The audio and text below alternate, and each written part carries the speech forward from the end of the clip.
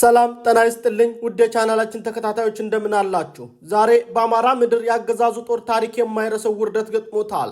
የቴዎድሮስ አንበሶች ጃዊ ኩምብርን ሙሉ በሙሉ ሲቆጣጠሩ፣ በመቅደላ ግንባር ደግሞ የ80 ያገዛዙ ወታደሮች ሥርዓተ ቀብር ተፈጽመዋል።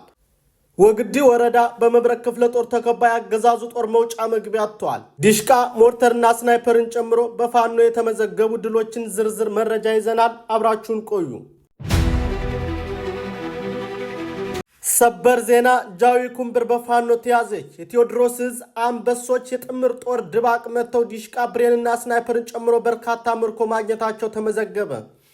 የአማራ ፋኖ ብሔራዊ ንቅናቄ አፋብን ቴዎድሮስ ዛሬ የካቲት 23 ቀን 2018 ዓ.ም በጃዊ ኩምብር ግንባር በከፈተው ድንገተኛ መብረቃዊ ማጥቃት የአገዛዙን ሰራዊት ሙሉ በሙሉ በማፈራረስ ታሪካዊ ድል ማስመዝገቡን አስታወቀ።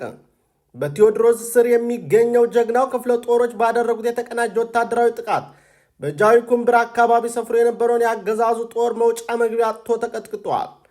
ጀግኖቹ የፋኖ አባላት የጠላትን ምሽግ ሰብረው በመግባት አካባቢው ሙሉ በሙሉ በቁጥጥራቸው ስር አውለዋል። በዚህ አውደ ውጊያ የአገዛዙ ሰራዊት ታጥቆ የነበረውና አይሸነፍም የተባለለት በርካታ ትጥቅ የፋኖ ንብረት ሆነዋል። ከእነዚህም መካከል በርካታ ዲሽቃዎችና ብሬኖች፣ የጠላቶቻቸውን እንቅስቃሴ የሚገምቱ ስናይፐሮችን፣ በመቶች የሚቆጠሩ ክላሽንኮቭ ጠመንጃዎች፣ እጅግ በርካታ ካዝናዎችና የጥይት ክምችቶች በርካታ የአገዛዙ ሰራዊት አባላት እጃቸውን ለጀግናው ፋኖ ሰጥተው ተማርከዋል። ጥቃቱ ያልተጠበቀና ስልታዊ በመሆኑ የአገዛዙ ጦር ከፍተኛ ድንጋጤ ውስጥ ወድቋል። ቆስለውና ሞተው ከተረፉት ውስጥ በርካታ ወታደሮች በፋኖ ቁጥጥር ስር ውለዋል። ይህም በቴዎድሮስ ስር ያሉ ኮሮችና ክፍለ ጦሮች ያላቸውን የመናበብና የማጥቃት አቅም በድጋሚ ያሳየ ሆነዋል። መቅደላ የጥምር ጦሩ መቃብር ሆነች። ከ80 በላይ ያገዛዙ ወታደሮች አስከሬን ተቀበረ። የ23ኛ ክፍለ ጦርና የምኒልክ ልዩ ዘመቻ አሃዶች ድል ተቀናጅተዋል። በምዕራብ ወሎ መቅደላ ወረዳ በጀግናው ፋኖ የተቀነባበረው ዘመቻ አርበኛ ፍሬው አለና በአገዛዙ ጦር ላይ ታሪክ የማይረሳው መቅሰፍት አወርዷል። በዛሬው ዕለት ብቻ የ80 አገዛዙ ወታደሮች አስከሬን ሥርዓተ ቀብር መፈጸሙ ተረጋግጧል። በመቅደላ ግንባር የፋኖን ብርቱ ክንድ መቋቋም ያልቻለ ያገዛዙ ጦር በመቶች የሚቆጠሩ ሙትና ቁስለኞችን በበርካታ ተሽከርካሪዎች ጭኖ ቢሸሽም ሜዳ ላይ የቀሩትና ዛሬ ሥርዓተ ቀብራቸው የተፈጸሙት ከ80 በላይ መሆናቸው ተረጋግጧል።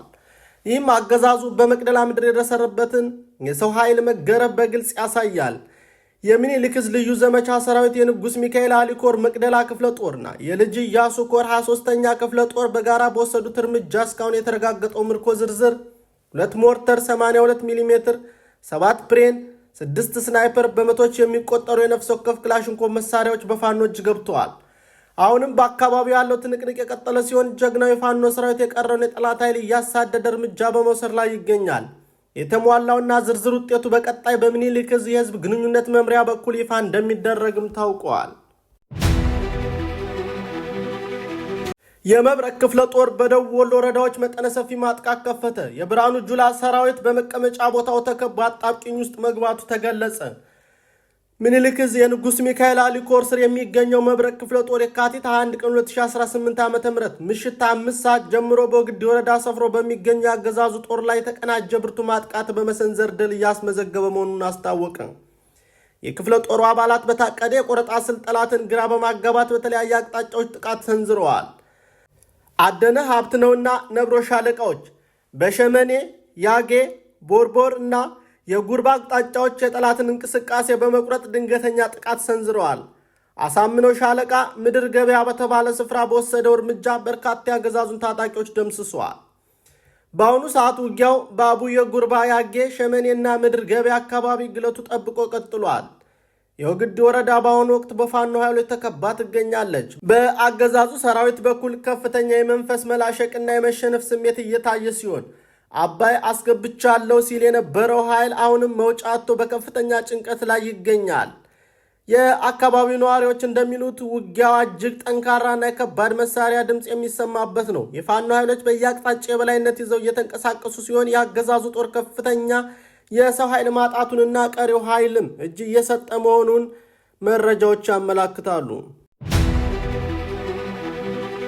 የዛሬዎቹ ድሎች የሚያረጋግጡት አንድ እውነት ቢኖር የአገዛዙ ጦር በሁሉም ግንባሮች የመፈራረስ ደረጃ ላይ መድረሱን ነው። በጃው የተገኘው ምርኮ በመቅደላ የታየው የጠላት መቃብርና በወግዴ የታየው ስልታዊ መክበብ የፋኖን የጦር ሜዳ የበላይነት አረጋግጧል። አባይን አስገብቻለሁ የሚል የአገዛዙ ፉከራ ዛሬ በወግዴ አጣብቂኝ ውስጥ ገብቷል። ዝግጅታችንን ስለተከታተላችሁ እናመሰግናለን። ላይክና ሼር ማድረጋችሁን አትርሱ። ድል ለአማራ ሕዝብ!